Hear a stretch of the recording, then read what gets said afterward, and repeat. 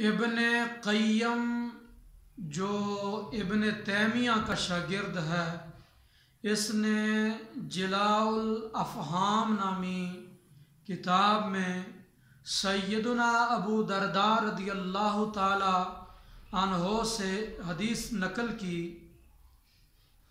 ان کا یہ فرمان ہے کہ قال رسول اللہ صلی اللہ علیہ وسلم اکثر الصلاۃ علی یوم الجمعۃ، کہ رسول اللہ صلی اللہ علیہ وسلم نے فرمایا کہ جمعے والے دن مجھ پر درود کثرت سے پڑھا کرو، فإنہ یوم مشہود تشہدہ الملائکہ، کیونکہ یہ دن یوم مشہود ہے، جمعے کا دن یوم مشہود ہے،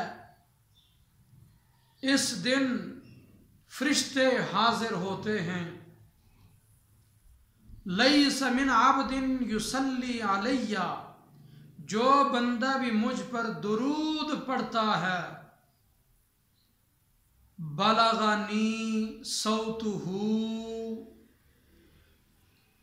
حضور نے ارشاد فرمایا اس کی آواز مجھ تک پہنچ جاتی ہے۔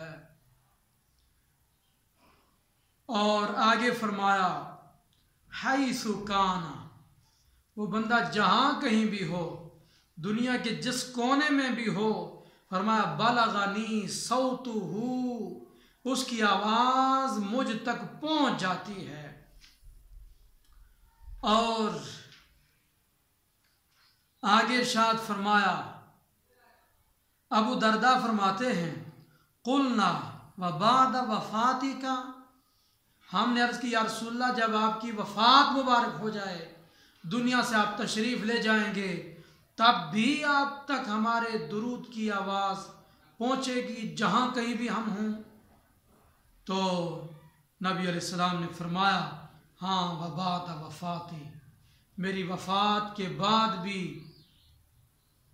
مجھے آواز پہنچ جائے گی اس امتی کی جو مجھ پر درود پڑھ رہا ہوگا۔ کیوں؟ فرمایا ان اللہ حرم علی الارض ان تاکل اجساد الانبیاء، کیونکہ اللہ تبارک و تعالی نے زمین پر انبیاء علیہ السلام کا جسم اطہر کھانا حرام کر دیا۔